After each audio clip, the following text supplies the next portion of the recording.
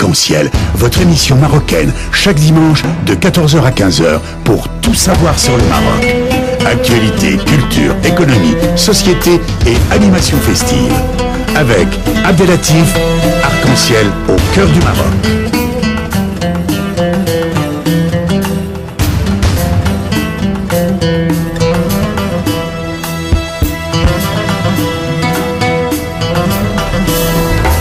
Arc-en-Ciel, la chronique.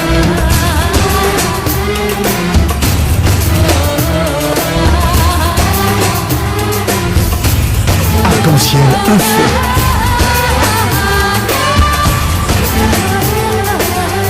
Arc-en-Ciel, animation festive.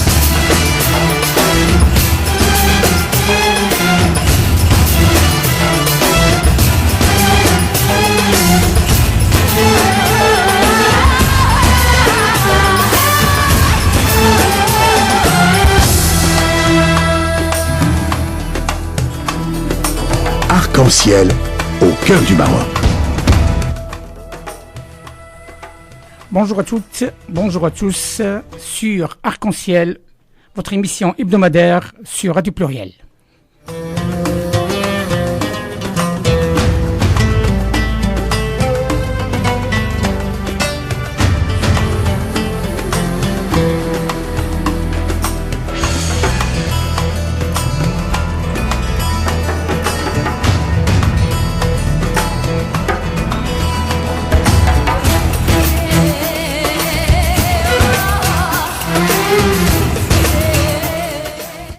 Avec Abdelatif et Abdelaziz et Mehdi, vos fidèles serviteurs chaque dimanche de 14h à 15h.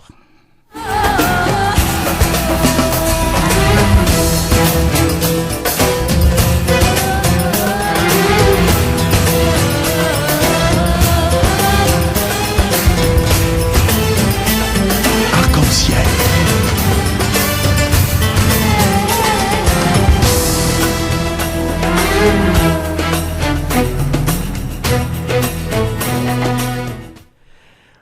Fidèle à nos principes habituels au sujet de le fait de faire participer la communauté marocaine résidente à l'étranger et surtout les représentants des partis politiques marocains ici en France, après le PAM avec M. Ali Elzar, le PJD avec Omar Al-Mourabet et avec bien entendu les RINI la semaine dernière avec Si Mohamed Amrabat. Ce jour, nous sommes en direct d'ici quelques minutes avec c'est Mohamed Khay, le représentant de PPS, qui va nous parler de son programme et de ce parti, et c'est même par rapport à son engagement sur la vie politique marocaine. D'ici là, on reste avec cette pause musicale.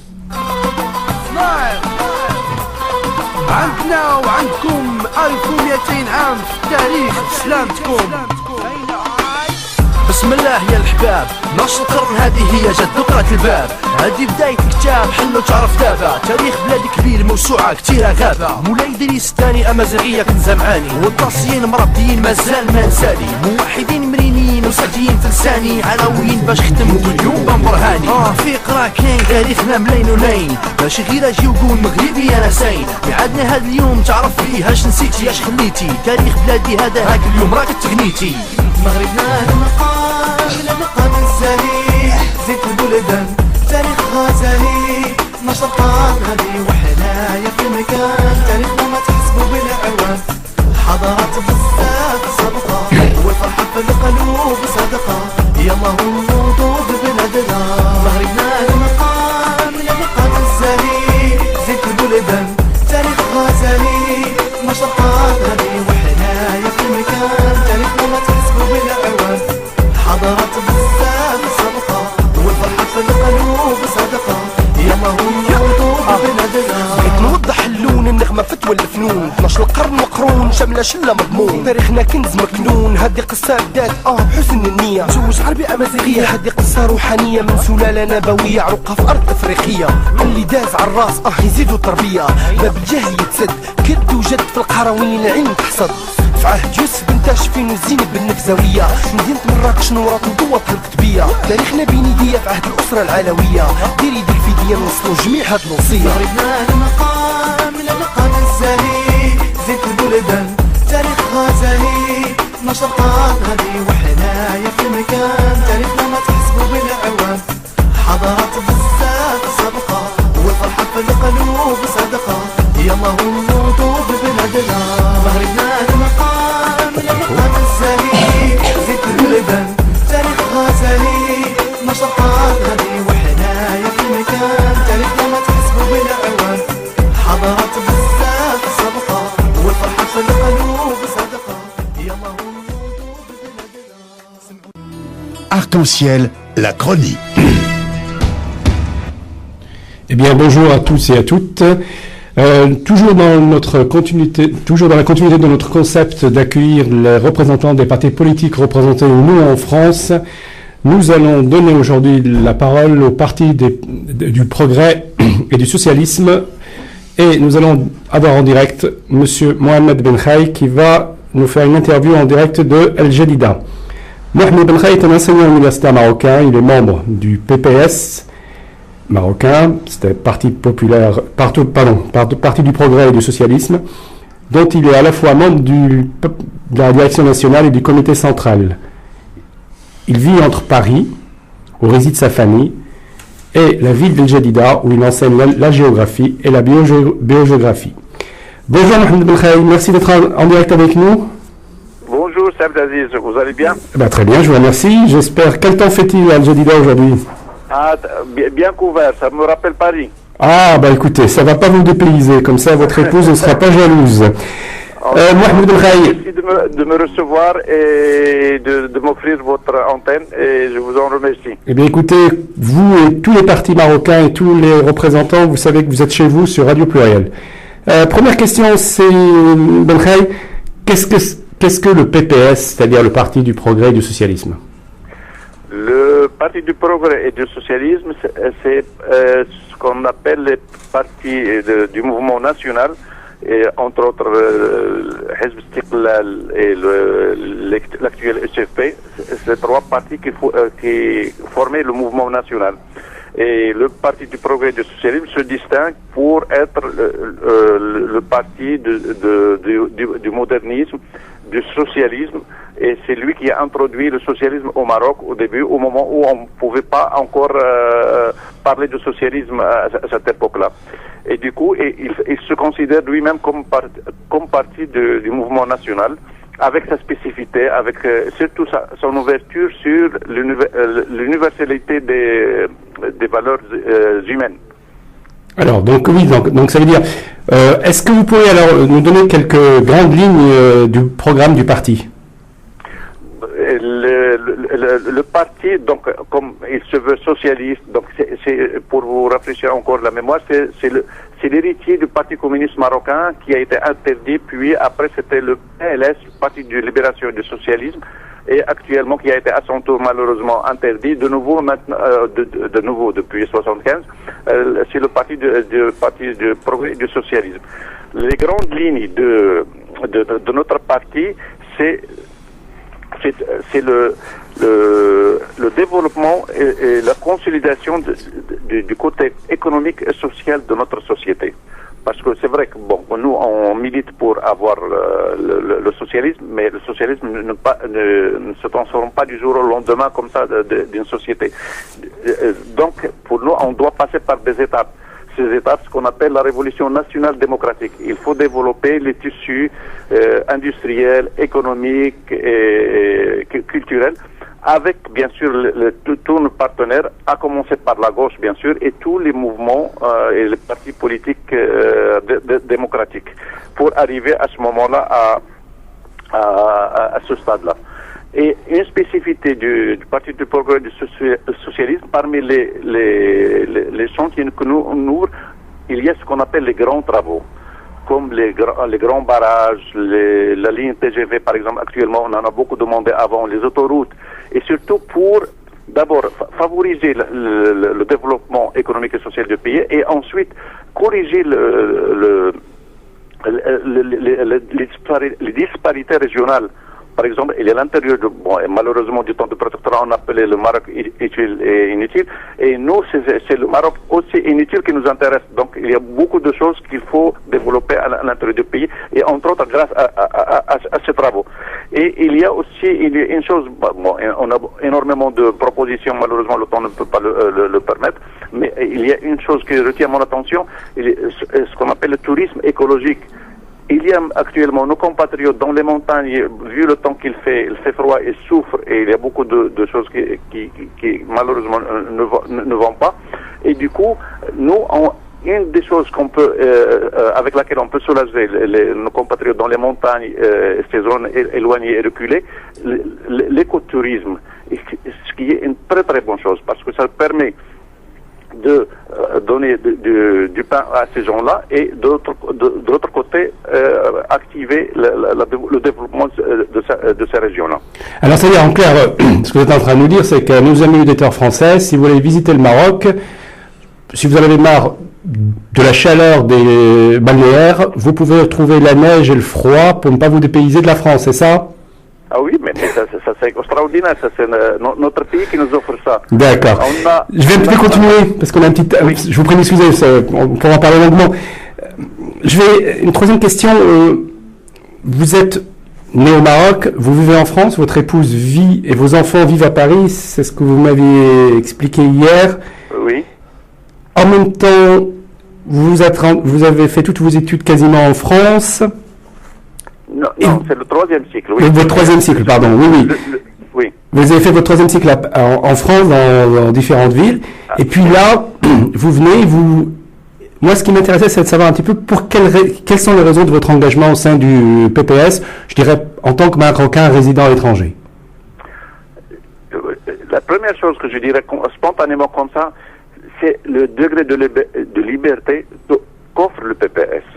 Je vais vous dire une chose. Jusqu'à il n'y a pas longtemps, c'était le seul parti politique où on pouvait trouver arabes, juifs et amazigh. Mais vraiment, je me souviens très bien, j'ai un exemple, j'ai adhéré au parti en 77. Je venais d'arriver à la fac de lettres arabes. Et parmi les choses qui m'ont frappé, il y a énormément d'étudiants à Mazir, à l'Institut agronomique de Rabat, et ça m'a fait grand plaisir. Et bien après, quasiment tous les intellectuels et non intellectuels de nos compatriotes juifs étaient affiliés au PPS.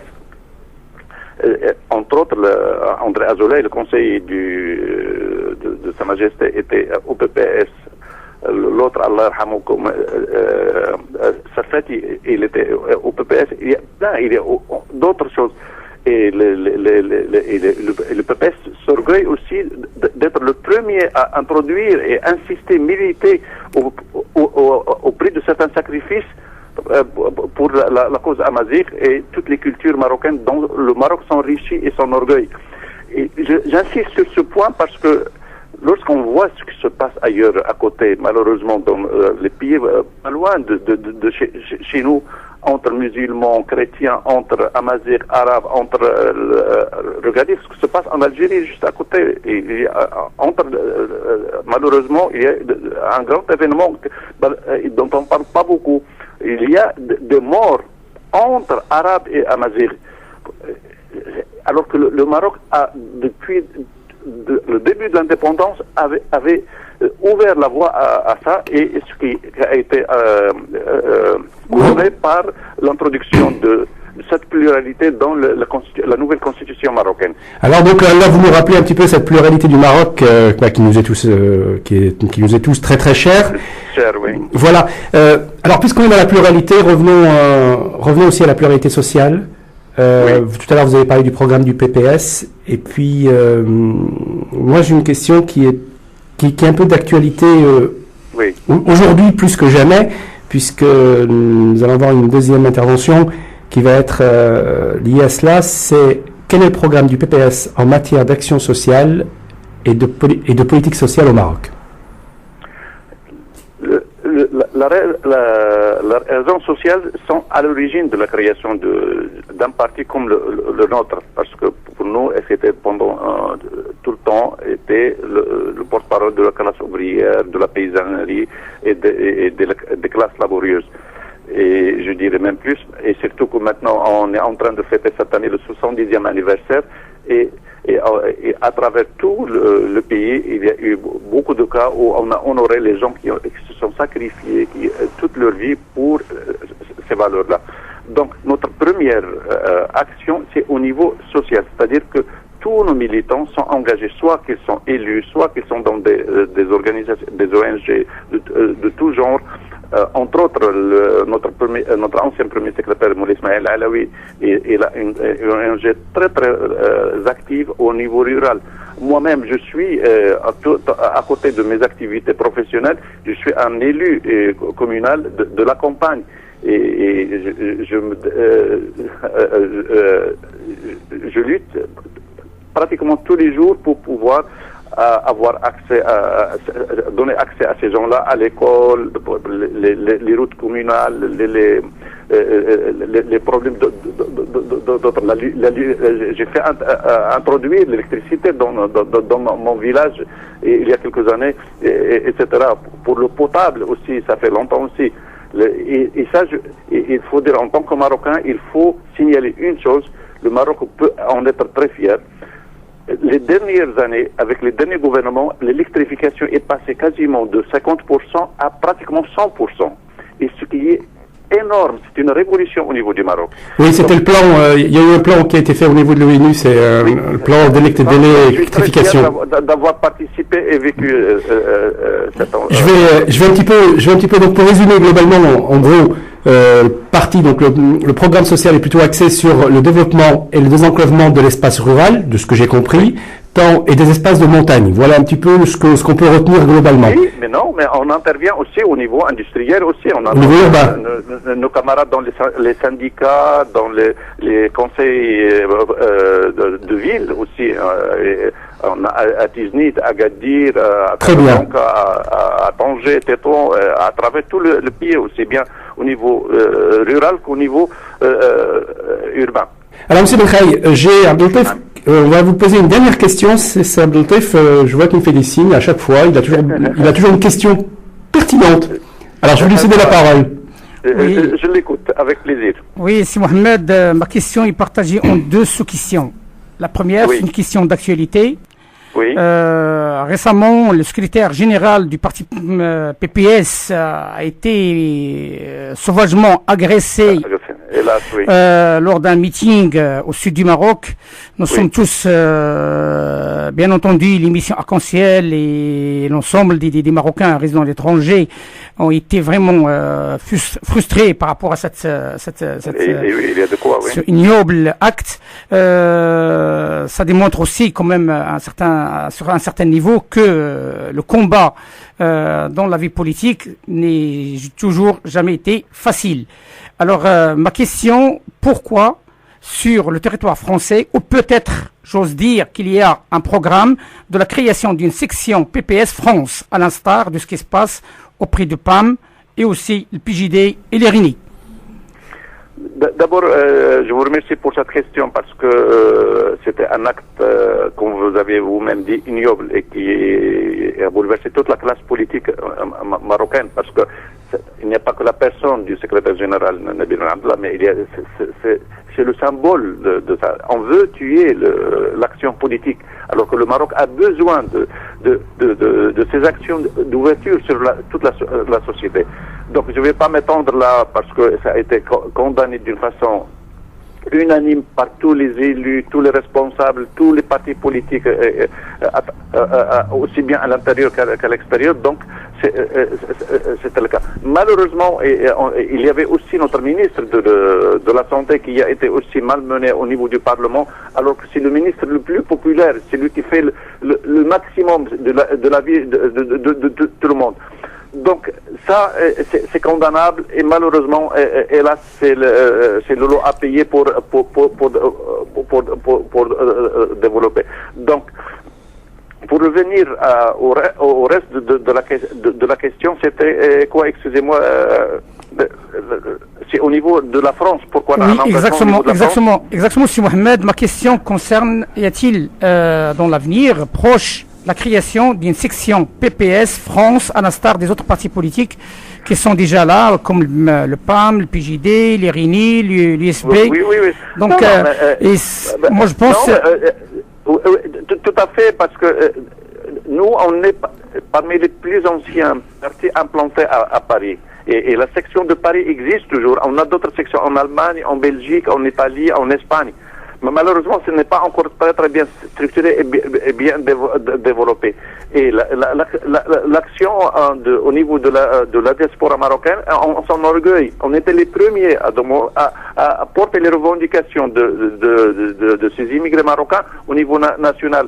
On avait présenté, lors des premières tentatives d'élection législative, on avait présenté un candidat qui est le précédent, qui vient de changer, le précédent secrétaire de la section de Paris, Faraïg Abdallah, à qui il était souverain, à qui je souhaite un bon rétablissement, lui et notre camarade Zorgani aussi, qui a eu une grosse opération.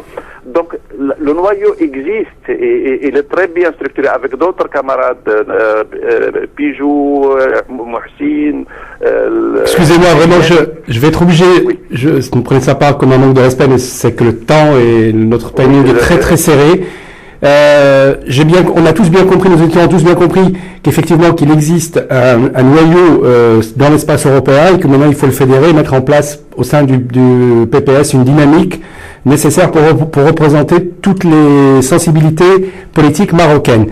Merci beaucoup Mohamed Belkhaï. Abdelatif, à toi. Merci, c'est Abdelatif, merci, c'est Abdelaziz. J'étais honoré de participer avec vous modestement à cette émission et j'espère qu'on aura d'autres occasions et je vous remercie encore. Voir sur le Maroc. Il est 14h22 sur Radio Pluriel et votre émission hebdomadaire Arc-en-Ciel. Radio de la pluralité, radio de la diversité, radio de la tolérance, avec vos fidèles serviteurs Abdelatif Essadki Madi et Abdelaziz Hassine.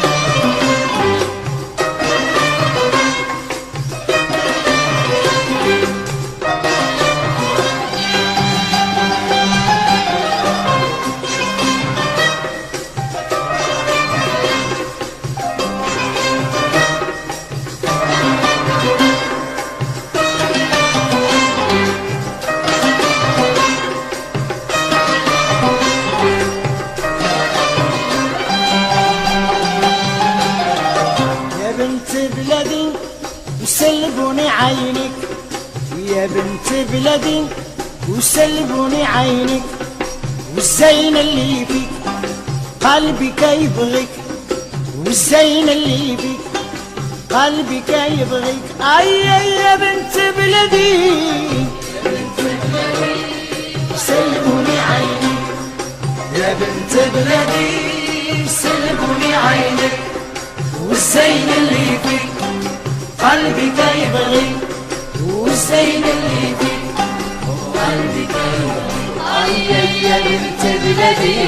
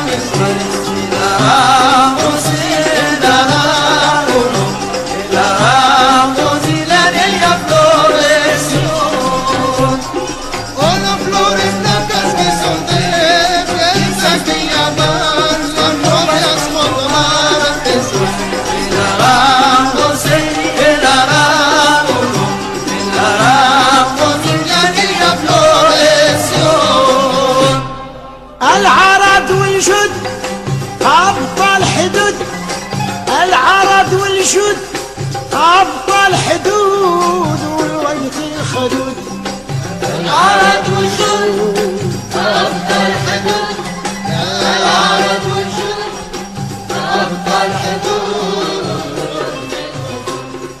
أبقى الحدود. Eh bien voilà, donc Abdeltaïf, donc on va attaquer la chronique. Alors aujourd'hui notre chronique c'est l'action sociale dans la politique de la ville. Qu'en est-il du Maroc? Analyse extérieure. Nous avons le plaisir de recevoir Martine Ledros-Almazo, présidente de l'association La CRD, et de Jean-Michel Serroir, qui est le secrétaire général de la CRD, que je vous présenterai un peu plus tard. La force de la monarchie marocaine est le pacte entre le roi et le peuple. Création du NDH, réforme du code de la famille, politique du logement, mise en place de la démocratie locale, telles ont été les grandes réformes initiées par le roi, parmi d'autres. La nouvelle constitution a posé le cadre du rôle de chacun, c'est-à-dire l'État, et surtout les collectivités territoriales pour s'impliquer pleinement dans la bonne réussite de cette démocratie locale. Entre autres actions, le monarque chérifien a ouvert le volet du logement et de la dynamique économique par la volonté de créer 15 villes nouvelles à l'horizon 2020 et ainsi répondre aux attentes des populations. Or, une ville est avant tout un espace de vie, c'est-à-dire la nécessité de créer les éléments nécessaires au quotidien des citoyens, en termes de transport, d'emploi, de mixité sociale et d'autres. C'est les notions d'action sociale et de politique de la ville, mais aussi du développement durable et de l'éco-construction qui rentrent dans la charte mise en place par le ministère de l'Habitat et de la politique de la ville. Mais c'est aussi le rôle des collectivités locales d'appliquer et de faire remonter les attentes et résultats de ces actions. Afin de nous éclairer sur ce sujet, nous avons avec nous Jean-Michel Serroir. Bonjour Jean-Michel. Bonjour Abdelaziz. Ancien directeur de l'action sociale de la Caisse d'allocation familiale du Rhône, toujours en action ou un peu moins? Un peu plus en retrait? Un peu moins en action aujourd'hui, bénéficiant d'un petit peu plus de temps dans le cadre d'un contrat épargne-temps. Très bien. Vous êtes aussi président de l'Observatoire des conjonctures socio-économiques de l'Euroméditerranée, qui est l'Oxem, vous aurez un peu plus le temps tout à l'heure de nous le présenter, et secrétaire général de l'association Confluence pour le respect et de la diversité, dite ACRD, présidée par Madame Ledros-Almazo, ici présente. Bonjour Madame Ledros-Almazo. Bonjour, je suis absolument désolée de ne pas pouvoir m'exprimer dans votre langue, vous qui parlez si bien la mienne, mais je vais essayer d'être claire et concise. Je tiens à vous rassurer que je ne la maîtrise pas mieux. Donc, nos invités sont ici parmi nous pour nous parler de leur vision, plus précisément pour Jean-Michel en tant que spécialiste de l'action sociale, de la politique de la ville au Maroc, et plus précisément d'un point de vue large, mais aussi sur les villes nouvelles et des enjeux à accompagner. J'ai une première question, Jean-Michel Serroir. Est-ce que vous pourriez nous donner un bref historique des politiques de la ville? Bien entendu, d'abord, bonjour aux auditrices et aux auditeurs. Merci de nous faire l'honneur d'être présent ici. Faire un bref historique des politiques de la ville, ça relève un peu de la gageure, parce que ça démarre à peu près depuis les années 1970. J'essaierai néanmoins d'être concis. En France, la politique de la ville, en tant que telle, n'apparaît qu'à la fin des années 1970. Mais depuis, une série de plans successifs se sont succédés, souvent en raison de crises ponctuelles. 1977, ce sont les premières opérations dites habitat et vie sociale. C'est essentiellement de la réhabilitation d'habitat HLM avec l'aide de l'État. 81, violents incidents dans la banlieue des Minguettes à Vénissieux dans le Rhône, pas très loin d'ici. Là où naissent les opérations prévention-été qui deviendront plus tard ville-vie-vacances et la création des zones d'éducation prioritaire. De 81 à 83, 3 rapports marquent la politique de la ville. Le rapport Schwartz, à l'origine de la création des missions locales et de la délégation interministérielle aux jeunes.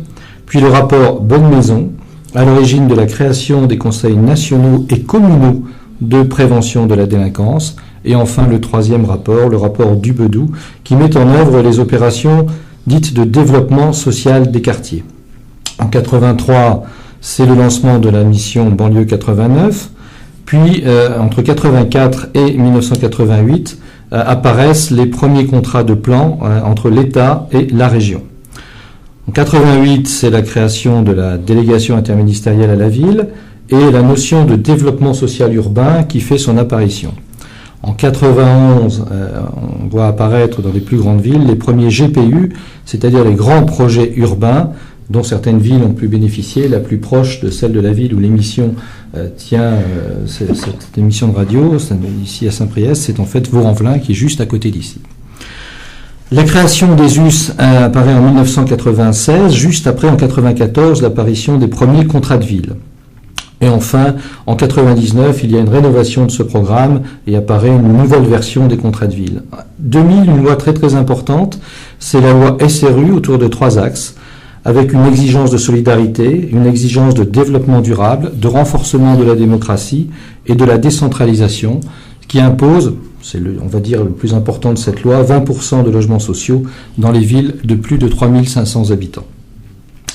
2003, c'est la création de l'Agence nationale pour le renouvellement urbain, appelée couramment ici en France l'ANRU.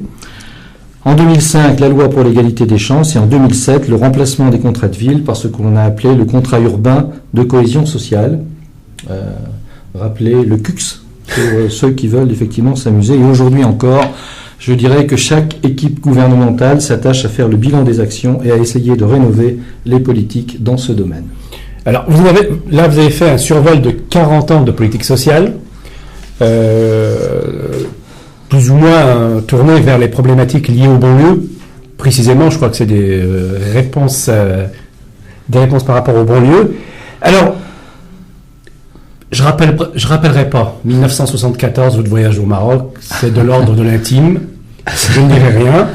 Simplement, vous avez fait plusieurs voyages au Maroc, vous avez rencontré beaucoup de représentants politiques, vous avez une connaissance pointue de l'action sociale et de la politique de la ville en France, mais vous avez aussi une très bonne connaissance de la politique marocaine, c'est aussi la raison de votre présence sur le plateau.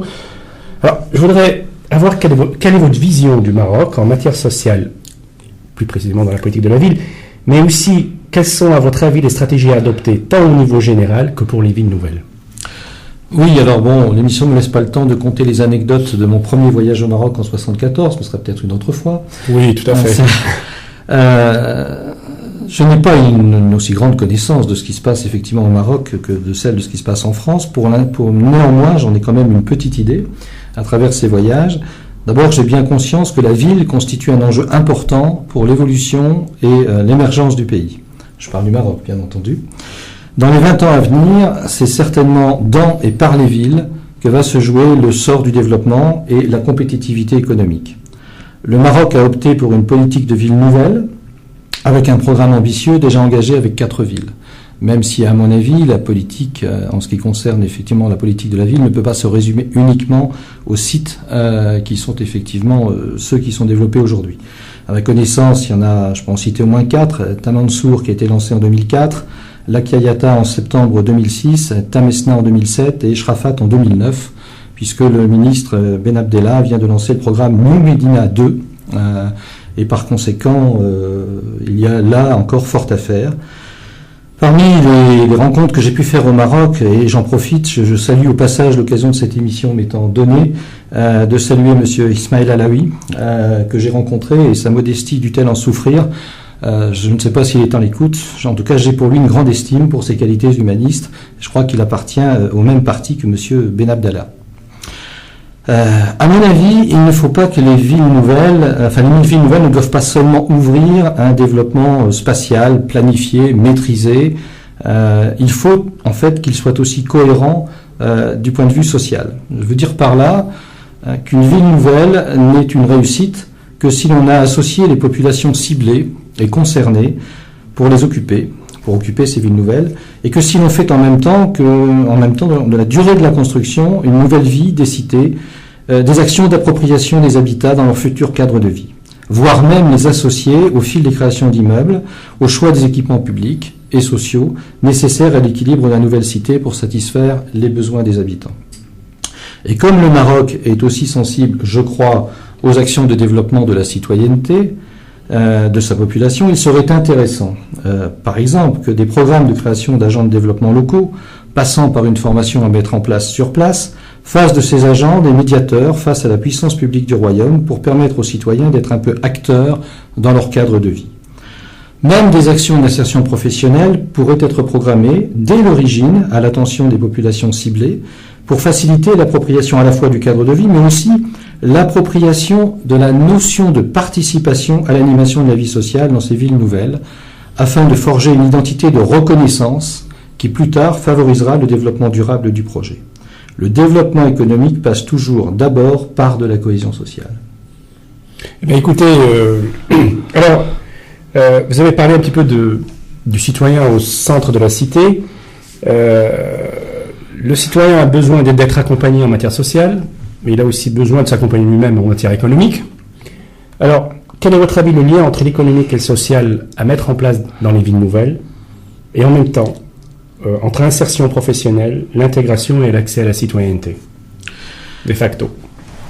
C'est toujours très difficile de parler de ce sujet parce que c'est pas aussi clair que cela de lier l'économique et le social. Pour autant, au Maroc, puisque c'est ça qui nous occupe, tout à fait, le holding El Omran est engagé dans un vaste chantier.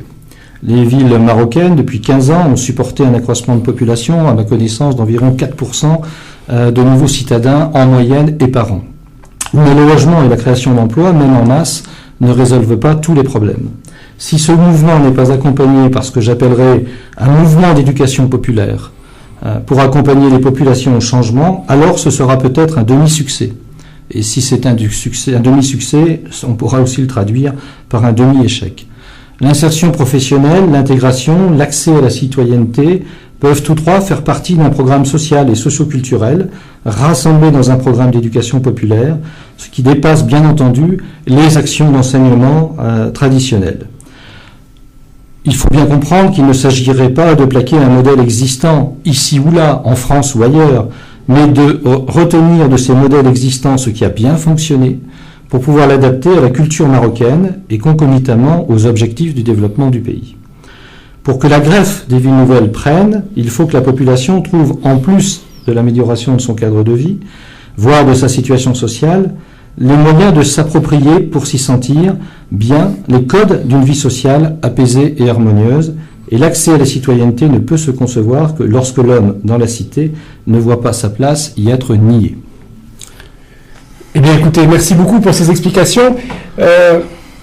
Vous êtes secrétaire général de l'association Confluence pour le respect et la diversité. Madame Ledros Salmazo, parmi nous, en est la présidente. Vous êtes aussi le président de l'Observatoire des conjonctures socio-économiques de la Méditerranée. Eh bien, après une petite coupure musicale, nous allons revenir et vous allez pouvoir nous entretenir de cela. Bien entendu. À toi, Abdeltaïf. Oui, cher Aziz, juste un petit compliment par rapport à ce que je viens d'entendre au sujet des villes nouvelles. Sachez que tout simplement, il y a une décision qui a été prise récemment. Il y a le développement de ces villes nouvelles ne dépend pas que de l'Omran. C'est une nécessité que l'ensemble des ministères concernés puissent mettre la main pour faire avancer ces villes. Je parle de l'enseignement, je parle de la santé, je parle du transport, et j'en passe. Tous ces gens-là devront participer activement dans la promotion de ces villes. Bien sûr, il y a un ministère qui porte ces villes, c'est le ministère de l'Habitat et de la Politique de la Ville. Il y a aussi le holding L'Omran qui est impliqué, mais ça ne suffit pas tout seul. Il est temps, moi je pense, ce qu'on a pu constater avec les différents séminaires et rencontres qu'on a pu faire récemment avec l'association L'Une des Horizons, c'est d'arriver à un niveau que l'ensemble des partenaires institutionnels et privés aussi qui devront participer à la promotion de ces villes nouvelles. Et comme on dit chez nous, un seul main n'applaudit jamais seul. Tous les soirs, quand je joue ce moment du spectacle, je me dis la même chose. Je me dis, si j'étais né aux États-Unis, je serais un acteur américain.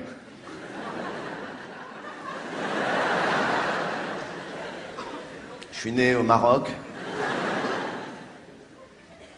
Ce qui est bien quand t'es marocain, quand tu vas aux States, si tu sais comment leur dire que t'es marocain en anglais, tu passes pour un américain. Moi, j'adore faire ça.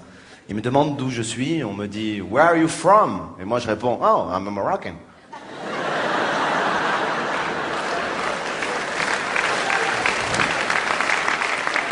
Et là, ils disent, but really?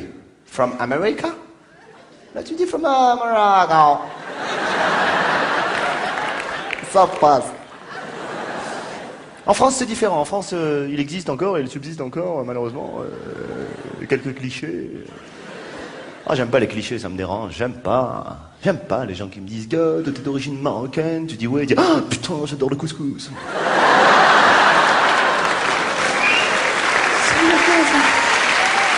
Tu me vois comme un couscous, c'est ça? Je viens d'un pays avec sa culture, avec son histoire, de quoi tu me parles? C'est comme les journalistes qui me disent « Oui, vous avez pas l'impression dans votre nouveau spectacle de renier un peu vos origines ?» Je dis « Non, pourquoi ?» On me dit « Parce que vous parlez normalement. » Tu crois toute ma vie je parlais comme ça? C'était un film, madame. Hein? Tu crois je venais en France, j'ai fait une cure de 10 intoxications de moi-même ou quoi? Cela dit, ça serait drôle s'il y avait des cures pour que les mecs qui perdent leur accent, qui renient leurs origines. Ce serait triste, mais ce serait assez drôle de voir comment ça se passerait, tu sais. Les mecs qui doivent prendre un traitement. Et si un jour un mec en pleine réunion, il craque, il a pas pris le traitement, ça fait 30 ans qu'il est en France, il a un poste très important. Il fait une rechute devant 30 personnes, démasqué, un beau jour, comme ça, il est là en pleine réunion. Il est vrai que j'aimerais voir à la fois subsister 2 écoles de cette entreprise, à la fois la stratégie documentalisée sur la plupart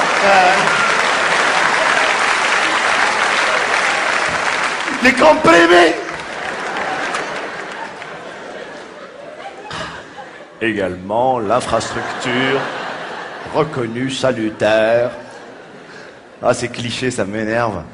C'est aussi quand les gens, t'es en soirée, ils savent que t'es marocain et tout, et il suffit que le DJ mette une chanson orientale, et tu sais, tout le monde se retourne vers toi, genre c'est ta chanson, voilà.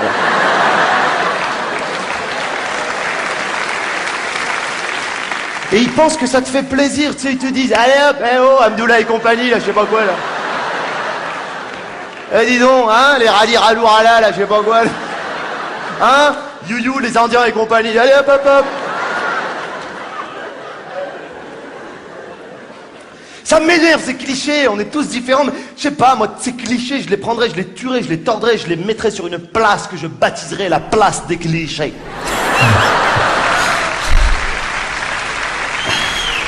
Eh bien, mon cher Abdeltief, s'il te plaît, j'ai aussi arrêté le traitement aujourd'hui. Bonjour, mesdames Salmazou.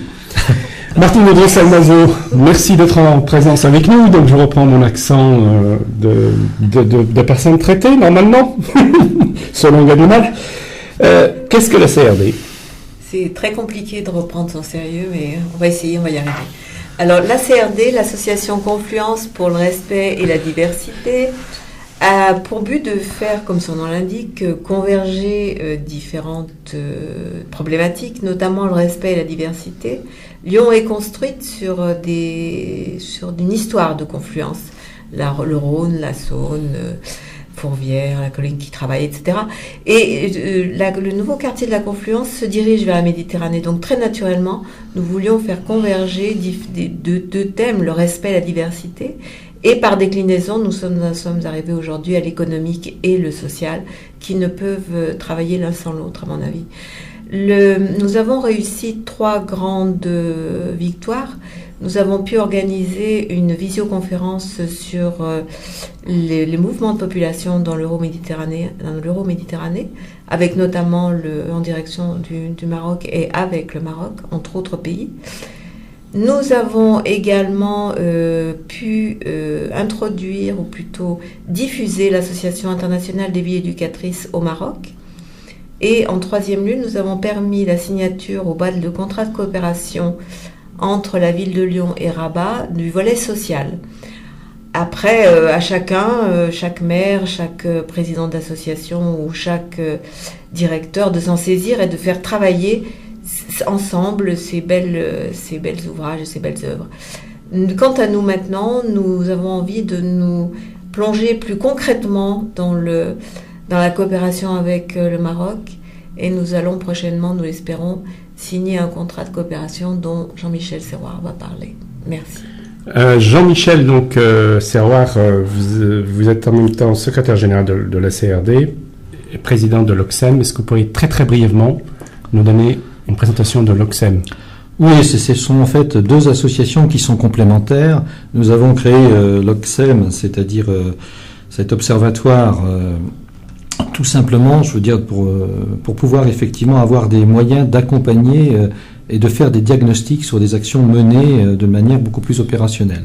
Donc l'OCSEM travaille pour cet observatoire de conjoncture avec un correspondant de l'université Lyon 3, quelqu'un que vous connaissez, je crois, parce qu'il me semble qu'il a été interviewé sur votre radio il n'y a pas longtemps, qui s'appelle Monsieur Toufik Bourgou, et qui nous permet effectivement, avec des étudiants, de travailler sur un certain nombre de projets, puisqu'il faut à la fois un volet d'axe stratégique et politique avec la CRD et un volet d'opérationnalité pour pouvoir mener des diagnostics de terrain. Et effectivement, je rebondis sur ce que disait Martine Ledros-Almazol il y a un instant.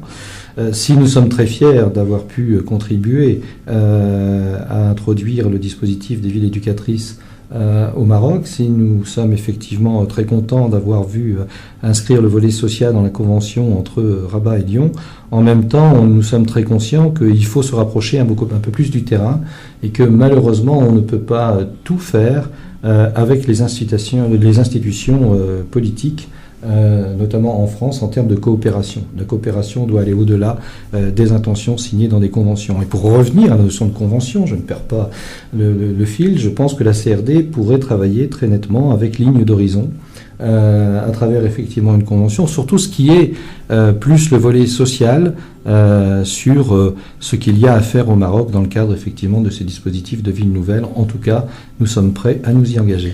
Alors, nous avons aussi en même temps la présence du président de Ligne d'Horizon, Latif Satré. Pourquoi ce rapprochement avec la CRD? Puis je vous donnerai la parole à Jean-Michel Serroir. Alors pourquoi ce rapprochement avec la CRD et l'OCSEM? Le rapprochement, à mon sens, c'est naturel. C'est un rapprochement naturel, vu le passé des deux associations, vu leur engagement depuis un certain temps, et aussi plus les amitiés que nous lient avec ces décideurs, et leur relation aussi avec le Maroc, il ne faut pas l'oublier. Et ça, c'est important. C'est un actif qui nous honore, et nous sommes disposés pour travailler ensemble pour la promotion des actions que vous menez, soit M. Serrois, soit Martine, dans le cadre de la promotion, soit sur les villes nouvelles, soit sur l'ensemble des villes du Royaume. Et sachez-le, vous avez le bienvenu dans votre deuxième pays. Jean-Michel Serrois, pourquoi ce rapprochement avec Ligne d'Horizon, brièvement? Tout simplement parce que je crois qu'on a un souci d'être au plus près du terrain. C'est-à-dire, je crois qu'il faut toujours pouvoir relier les actions que l'on mène avec les représentants d'un pays, à quelque niveau qu'il soit, représentants au niveau communal, représentants au niveau d'une région, représentants au niveau de l'État, et en même temps être en lien avec des associations de terrain ou des organisations de terrain. Et j'ai bien vu, lors de la dernière visite que j'ai pu faire au Maroc, qu'apparaissait clairement la nécessité de la formation d'un lien entre les gens qui, sur le terrain au Maroc, développent effectivement des actions qui sont très proches d'actions d'accès à la citoyenneté et la volonté politique que pourrait avoir le Royaume de mener ces actions. Sauf que entre deux, il faut créer effectivement quelque chose qui permette de les structurer. Et aussi bien pour les gens qui les mènent sur le terrain sans savoir comment les développer avec le niveau des décideurs, et aussi bien pour les décideurs qui parfois connaissent ce qui se passe sur le terrain, mais n'ont pas les moyens de pouvoir gérer l'articulation avec ces actions de terrain. Alors c'est à la fois, donc si j'ai bien compris, c'est à la fois une présentation, je dirais, d'une expérience et d'un savoir-faire français adapté effectivement sur l'espace marocain, mais c'est aussi, alors de ce que vous m'avez tous les trois dit, peut-être de futures actions aussi de présentation du Royaume sur l'espace hexagonal et européen. Alors Abdeltef Satré, les deux prochaines actions dans lesquelles la CRD et Ligne d'Horizon vont coopérer très rapidement parce que le temps est compté et j'ai Abdeltef qui me fait des signes. Oui, effectivement, donc il y a un programme par rapport à des actions futures, comme on dit chez nous, Inch'Allah, des actions futures pour la promotion du Maroc sur le territoire français, surtout sur notre région. Il y a bien entendu la conférence dédiée pour la promotion du Maroc.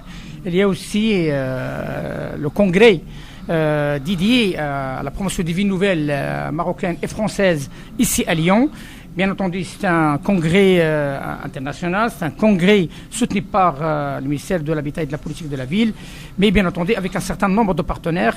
Et la SRD et l'association de M. Serrois sont des partenaires fiables et partie prenante dans ces manifestations.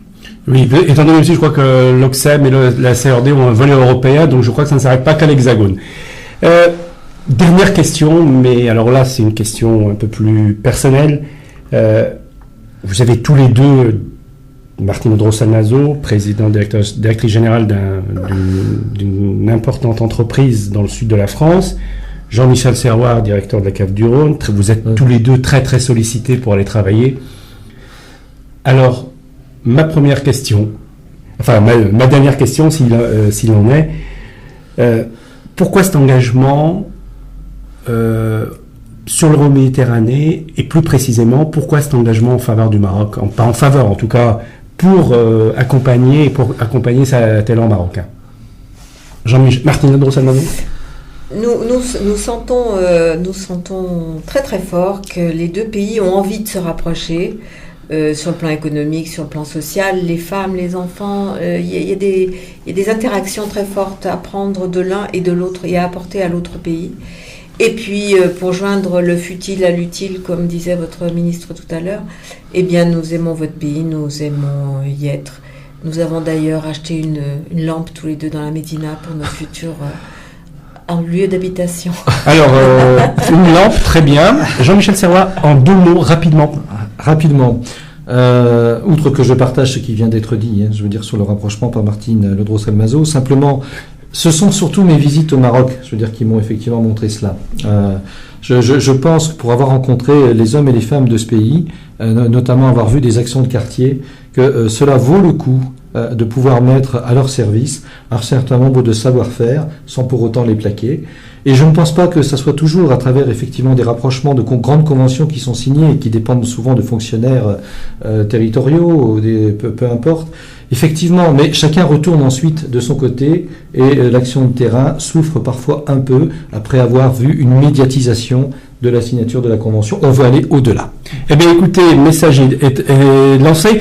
Merci à vous deux, merci à Jean-Michel Serrois, merci Martine Audreau-Salmazo d'avoir été en direct avec nous. Abdelatif, à toi et à la semaine prochaine à nos éditeurs. Merci Abdelaziz, merci Jean-Michel, merci Martine de votre présence avec nous sur le studio de Arc-en-Ciel sur Radio Pluriel, et on vous dit à très très très bientôt. Maintenant ما تبقى من الوقت سيداتي سادتي سنقضي مع هذه المقطوعات الشعبية، لأن الشعبي لازم في هذا البرنامج المغربي الطموح الشعبي الحرش.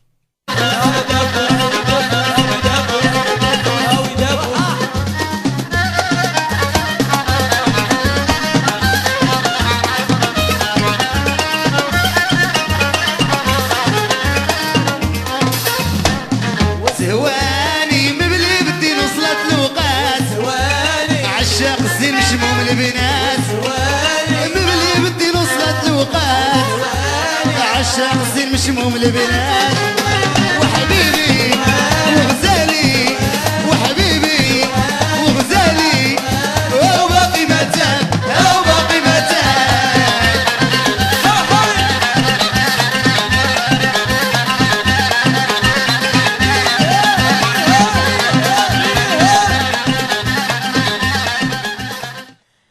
برنامجكم أركونسيال ما بقى ليه إلا بعض الدقائق القليلة على النهاية ديالو. غادي نخليكم مع السكيتش اللي هو سكيتش لأحد الأبطال المغاربة.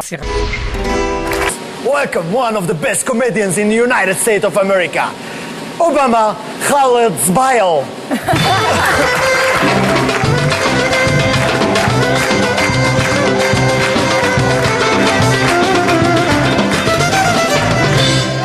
السلام عليكم. علي السلام ورحمة الله. اليوم اجي ندوي لكم على الوالد توم كروز في القهوي. عطاني الله واحد الوالد ندوخ شويه. ديك المره ضرو رجلي ومشى على الطبيب ويقول لي الطبيب اصاحبي راه خاصك على الاقل تمشي 5 كيلومتر في النهار. داز واحد السيمانه هو يعيط على الطبيب قال لي الو انا دابا راه في الخرجه ديال كازا نزيد ولا بارك. ديك المره ما عرفت شنو قلت ليه قلت لي اشتري لي بورطابل. قال لي نشريه لك وليدي واني بشرط. قلت لي شنو هو؟ قال لي تعطيه لخوتك يركبوا عليه مره. قلت لي لا الوالد بورطابل راه هو داك التليفون اللي كيدويو فيه. قال لي هذاك الشعف اللي يدويو هنا والهضره تخرج ليه. قال لي وشحال؟ قلت لي شوف التليفون راه كيدير 10000 ريال تعطيني 500 درهم صافي. شراه ليا واحد النهار نلقى داوي فيه مع شي دري كيقول شوف يا قلبي مزيان تما قلبي شوفي شي مجر ولا شي ملفات. جيت نشوف كي داوي مع البواط فوكال كتقول لي هذا الرقم غير موجود وكيقول لها قلبي تما قلبي. سيداتي سادتي ان شاء الله الاسبوع المقبل غيكون معنا ضيف في اطار العمل الجبار اللي تنقوموا به من اجل التعريف بالطاقات المغربيه الموجوده بالمهجر. في اطار السياسي غادي يكون معنا شكيب ولالو اللي تيمثل الحزب التقدم والاشتراكيه اللي غادي يكون حاضر معنا في هذا اللقاء المباشر ان شاء الله اللي يتكلم على نفسه ويتكلم على البارتي بوليتيك اللي تيمثل. الوالده بغات تمشي للحج ويجي عندها قال لها شوف سيري ورجعي دغيا رجعي قبل العيد. تقول لي الوالده راه خاصك تمشي معايا راه خاصني الرافع. قال لها لا سيري وحدك الشيطان معرفه قديمه ما قلت شي نرجمو.